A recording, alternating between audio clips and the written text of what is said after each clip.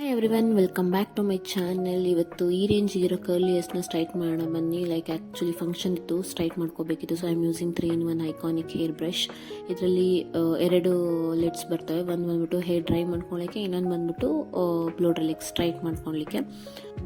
You can see ನನ್ನ ವೀಡಿಯೋದಲ್ಲಿ ತೋರಿಸ್ತಿರೋ ಹಾಗೇನೆ ಲೈಕ್ ಎಷ್ಟು ಈಸಿ ಅಂತ ಅದನ್ನು ಡಿಟ್ಯಾಚ್ ಮಾಡೋದು ಮತ್ತು ಅಟ್ಯಾಚ್ ಮಾಡೋದು. ಹಂಗೆ ಲೈಕ್ ಇಲ್ಲಿ ಹೀಟಿಂಗ್ ಲೆವೆಲ್ಸ್ ಇರ್ತವೆ, low, cool, medium, high.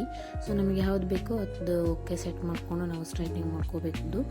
So ಬನ್ನಿ ಹೆಂಗೆ ಮಾಡ್ಕೊಳೋದು ಅಂತ ನೋಡೋಣ. ಸೊ ಇದು ಆಲ್ರೆಡಿ ನಾನು ಪ್ರೀವಿಯಸ್ಲಿ 5 to 6 ಟೈಮ್ ಯೂಸ್ ಮಾಡಿದ್ದೀನಿ. ಆ್ಯಂಡ್ ಇಲ್ಲಿ ನಾನು ಬ್ಯೂಬ್ಲೆಂಟ್ ಹೀಟ್ ಪ್ರೊಟೆಕ್ಷನ್ ಸಿರಮ್ ಯೂಸ್ ಮಾಡ್ತಾ ಇದ್ದೀನಿ. ಸೊ ಸ್ಟ್ರೈಟ್ನಿಂಗ್ ಮಾಡ್ಕೋಬೇಕಾದ್ರೆ ಸಡನ್ನಾಗಿ ವೋಲ್ಟೇಜ್ ಲೆವೆಲ್ ಜಾಸ್ತಿ ಆಗಿಬಿಟ್ಟು ಇದು ಕೆಟ್ಟೋಗ್ಬಿಡ್ತು.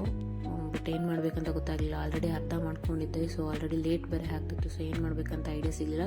ಸೊ ನನ್ನ ಹತ್ರ ವೇಗದ್ದು ಹೇರ್ ಡಿಫ್ಯೂಸರ್ ಇತ್ತು. ಸೊ ಅದ್ರ ಜೊತೆ ನನಗೆ 2 ಬ್ಲೋ ಡ್ರೈದು ಮೀನ್ಸ್ ಲೈಕ್ ಹೇರ್ ಡ್ರೈ ಇದ್ದು ನಾಸಲ್ಸ್ ಬಂದಿತ್ತು. ಸೊ ಅದನ್ನ ಇಟ್ಕೊಂಡು ಹೇರ್ ಬ್ರಷ್ ಯೂಸ್ ಮಾಡಿಕೊಂಡು ಸ್ಟ್ರೈಟ್ನಿಂಗ್ ಮಾಡಿದ್ದೀನಿ.